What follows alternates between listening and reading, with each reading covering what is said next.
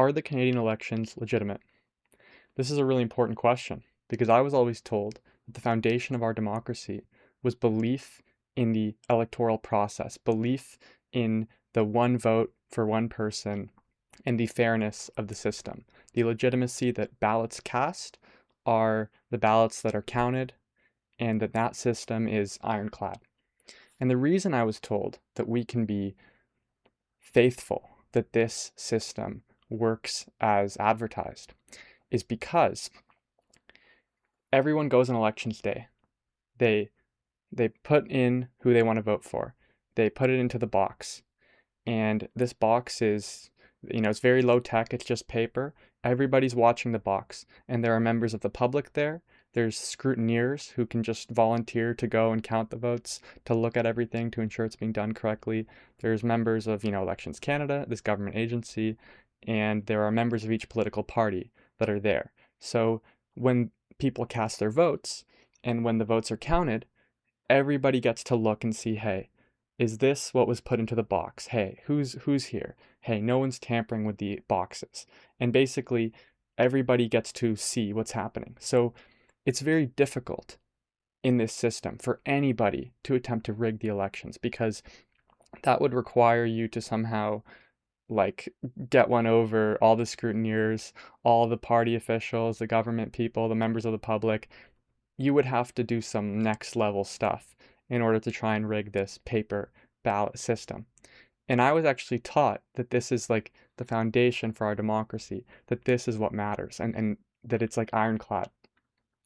But what's happened is ever since the election of Justin Trudeau back in, I think, 2015, 2014, they changed the process entirely and nobody talks about it. And it's a little bit of a controversial topic, but are the elections in Canada legitimate? I would argue actually no. No, they're not. And I'll take you through it right now, okay? So in the scenario I described, everybody used to vote for on one day of the year. There were a few mail-in ballots. There were a few maybe advanced, I'm not sure, but it was very low. It was like less than 100,000 or like a few 100,000. Compared to the overall voting population, it was extremely low. So basically, everything that determined an election was pretty much people voting the day of. But with the nomination, of a new chief elections officer of Canada, and with the new Liberal government, they decided that they wanted to do advanced polling because they said, hey, maybe people aren't able to get to work on the day of the election. They have to choose between work or the election, and maybe they don't have time, or maybe they miss it, or maybe they're on vacation, and they think, okay, not everybody is able to make time in their busy schedule to vote in our country's leadership. So let's have advanced polling. And advanced polling takes course for like 30 days prior to the election. For like an entire month, people are able to cast advanced polls. And on its face, this seems reasonable. And you see right here, it says record 7.3 million Canadians voted during the advanced polls. It's like, wow, that is a huge percentage of the voting population. I don't know exactly how much, but that's probably, I don't know, a little under half of the voters. Maybe that's 40%, 35%, 30% of the voters. This is now a huge chunk of the voting population, right? Maybe, I'm not sure if this includes mail-in ballots, but if you include mail-in ballots, I don't know, maybe it's even a little higher. So this is massive. This has a huge influence on our election, and there's a lot of people voting just, maybe because of the advanced polls, who knows. Okay. But the question now becomes, and it's a very serious question. Remember, we were taught that the reason that our elections cannot be rigged is because they are done the day of, they're in this box, and everybody's watching this box, and everybody's counting the votes together. So in order to rig something, everybody would have to be in on it. You'd have to do this nationally. There'd have to be this whole, massive conspiracy involving tens of thousands of people in order to rig the elections. And that's just not really feasible. So you can pretty much be completely confident that the Canadian elections are fair and legitimate. But with these advanced ballots, there comes the question, are these scrutineers at night? Are they are the members of the public available to watch the ballots at night?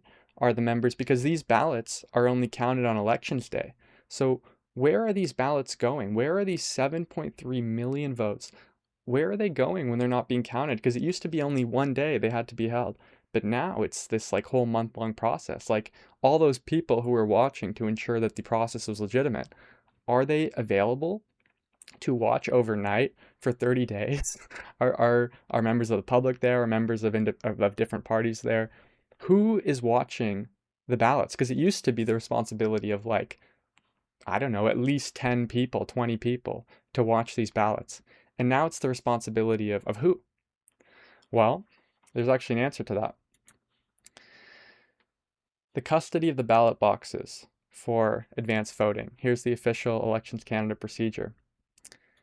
Until the counting of the ballots on polling day, an election officer shall keep the sealed ballot boxes or boxes in his or her custody in accordance with the chief electoral officer's instructions. Okay, so let's dissect this. Previously, everybody would know who is casting the ballot. Everyone's counting the votes, everyone's watching these boxes, they're in the center of the room. Everybody who's voting, everybody who's involved in the process is watching these ballot boxes. So in order for someone to tamper with it, they'd have to be some Houdini level magician, because how are you supposed to go and open a ballot box and stuff it full of ballots if everybody is watching? And if there's members of the public, if there's members of all the political parties, how could you rig the election? But now, with advanced polling, this is actually not the case anymore. It is simply the responsibility of an election officer, a single elections officer, to take the ballots, take it to their house, and bring it back the next day for 30 days. So let's imagine, I don't think the electoral officer, first of all, is staying up all night, okay, watching the ballot boxes, because they have a whole polling station to run. They'd be extremely exhausted if they weren't allowed to sleep for 30 days. Maybe they'd die. So what if this person is robbed? What if there is a mafia that goes to these people's houses, these polling election officers, and they simply break into the house unnoticed, and they simply open up the box, they put in ballots they're not supposed to, then they just have a new seal because they can just print a seal. They're widely available across polling stations all over Canada. Like it would be very hard to tell if someone would copy it and just put it on. So you put on the seal, and or maybe it's just a piece of tape. So you could simply just sort of like untape it a little bit, put it in, put it back on. It's not like highly secure. You could even probably be able to cut a little hole in that's like unnoticeable if you put the cardboard back in. It's not high tech, right? It's a cardboard box with a piece of tape on it. You can find a way to open it and close it without other people noticing. It's within the capabilities of humanity, who invented, nanotechnology and smartphones. We can figure out how to open and close a cardboard box. So now the question sort of becomes,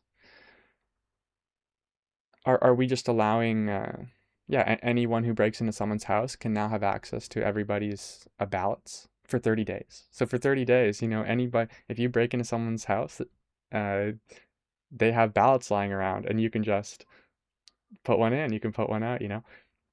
So that's one thing. It's just criminals now have the ability to influence the process. So that's like number one. Number two, though, is that the actual person taking the ballots home, they can, if they were a malign actor, they can simply do it themselves. They can simply go home, they can put in ballots into the box, they can put the seal back on, they can do whatever they have to do, and they can bring it back the next day. And nobody would be the wiser. Nobody would know about it because it's impossible to know what people are doing in the privacy of their own home, right? And You might say, oh, but this is Elections Canada. It's an impartial government agency. Sure. Okay, sure. But if you statistically, because how many of these people are there? There's probably, roughly up to like 500 ridings or 500 of these people who would have access. And then they also have like a deputy. Maybe they're sick one day or something. So that person would have responsibility to take the ballots home. So we could say there's roughly somewhere between like 500 to 1,000 people who have the power to take these ballots home. Maybe more, And if you're going to take any slice of the population, when we're talking about 1,000 people, are you certain that all 1,000 of them are good faith actors? Is the standard for being an elections poll officer that you have to be like an angel, that you have to be the finest person who ever existed? Is that the standard? Because, quite frankly, no one knows really what the standard is. It's kind of internal to Elections Canada. So it's, I say it's highly unlikely that every single elections officer is a good person and is a decent person who wouldn't, if they were bribed money, if they were threatened, if their family was threatened, to simply just change the votes. Now, previously, once again, prior to this advanced voting stuff, you would have had to really go out of your way. You would have to like everybody in the local community, you would have to intimidate them. You would have to turn off the security cameras. You would have to do all sorts of crazy stuff in order to somehow force through your votes, in order to rig the election. Because there's just a huge amount of people all watching the same box. It's all paper, it's all low tech, it's all just counted by hand. Everybody's watching. It's really hard to do any sort of funny business. The boxes are in the middle of the room. But now, the boxes are in someone's private home. So anybody, while they're sleeping, anybody can go and get them, their cardboard box. And the people themselves, the responsibility for the integrity of the election has now gone on to 1,000 individual people who have to, because I think there is money to be made in rigging an election, of course, right? And their integrity is now the only thing holding up our democracy, right? The only thing that is making our election legitimate is the integrity of individual elections officers watching the ballots. Okay, so that's another thing. And I think this is extremely damning. But now the third thing, if we look, is who leads Elections Canada. So the person who leads Elections Canada is Stéphane Perrault. And he's, pretty standard guy. He is the one who implemented all of these changes. Okay, so he's the guy who is really the driving force here in doing all this. And he was like a lifelong member of the civil service. He clerked in the Supreme Court. He's Justice Canada as consul, which means he works for the government. And he joined the Privy Council. So he's like high up in the civil service. So the civil service is supposed to be impartial. But of course, there are civil service unions, and they do support political parties in elections. And I'm pretty sure they support the Liberal Party in particular, the ones who have been in power ever since these changes were made and who push these changes through. So the Liberal Party, and don't forget, who nominates this person? The Liberal Party. It's the party that controls Parliament. They appoint the chief elections officer. They're accountable to Parliament.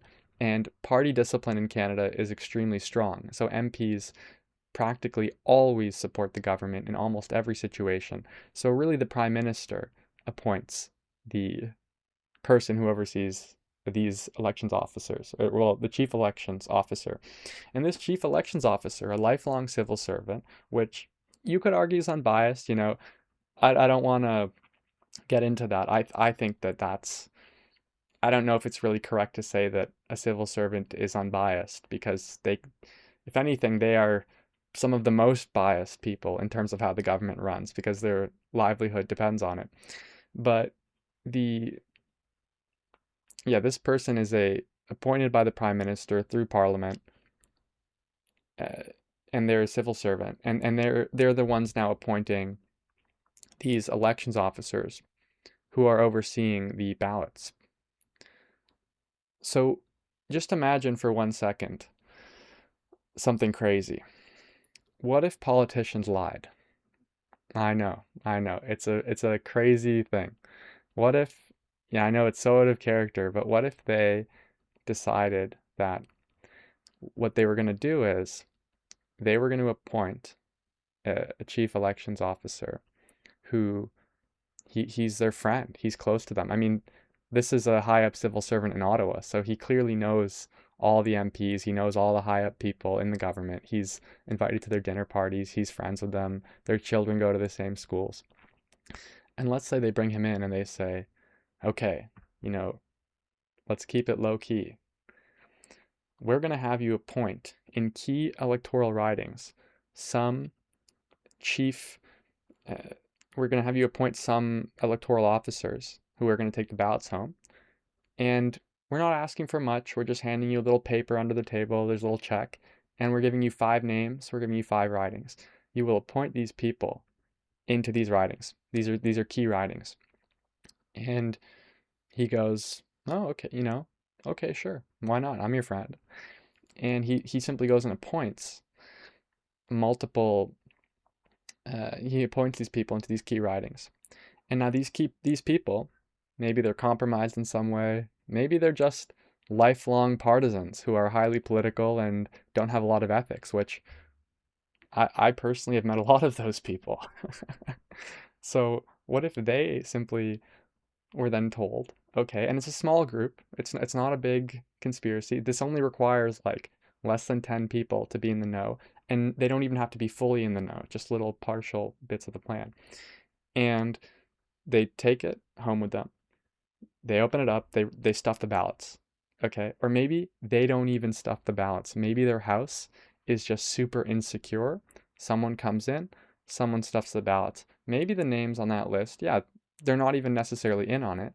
What if those people just live in like most insecure place on earth and they're the heaviest sleepers you've ever seen? And all that's required then is the person who told the chief elections officer to appoint these people, the chief elections officer, and then whoever's actually going and stuffing the ballots. So this actually requires less than 5 people to run this whole conspiracy, okay? And I think that's worrying because the CIA, I think, did a study, and I think the mathematical amount of people who can like keep a secret is essentially like 5 or 6 people. So if you can run a conspiracy with 5 or 6 people, there's a good probability that no one ever learns about it again, especially if it's like very serious and there's like consequences for leaking the conspiracy. So yeah, so that's a little worrying, right? The entire election is now down to, previously it was a whole bunch of people, they would monitor the election. Now the entire election is down to basically this guy who is civil servant, probably close with the people who appointed him into the position. And he gets to appoint people who get to take the ballots home with them. Let's just go back to that. An election officer shall keep the sealed ballot boxes in his or her custody in accordance with chief electoral officer's instructions. Okay, so yeah, I think that's crazy. Imagine a banana republic, okay? Imagine Cuba under Fidel Castro. What would you expect them to do when they're running an electoral process? I think what you would expect them to do is to take the ballots home with them and bring them back the next day. I think that's the most illegitimate thing that you could do in an election, to have people who are not necessarily, they claim they are, but they're not necessarily disinterested parties. They're actually not disinterested parties, but I'm sure they would argue vigorously that they are. But to have people take the ballot boxes home with them, that's ridiculous. Imagine if we had a vote. I'm like, guys, let's vote for who's going to get this big pot of money. Let's all vote. Okay, guys, put the votes in the box. And you guys all put the votes in the box. Imagine that I take this box and I'm like, okay, but you know what? I think Freddie's on vacation. We're going to wait for Fred. I'm going to take it home with me tonight and I'll bring it back tomorrow. Okay, then Fred can vote too. Then we can count them. Right? Imagine I did that. And you would rightfully tell me, you would say, no, you're not allowed to take the ballots home with you. You're not allowed to take ballots home with you. that's such a fundamental pillar of what makes a elections process legitimate. Because if you can take the ballot boxes home with you, anybody can rig the election at any time and nobody is aware of it. This is something that a banana republic does. This is actually, if you think that the elections process is not rigged in Canada, if you think that the votes are not rigged, then you have to understand with the changes that they've made, you have no more credibility saying that than the person who's saying it is rigged, because they have done everything that is necessary to rig the election. If someone wanted to rig the election at any time without the public knowing, they could rig the election because it is reliant on individuals keeping ballot boxes in their house away from everybody. I hope I've just made this clear, but the question is are the Canadian elections legitimate? Is there legitimacy in our election system in Canada, in the federal election system? I'm not sure if they do this in the provincial or other elections, but certainly the federal one. Is it legitimate? Is it a legitimate process? The answer is no. The answer is it categorically cannot be a legitimate process because people take the ballot boxes home with them, right? I think that's insane.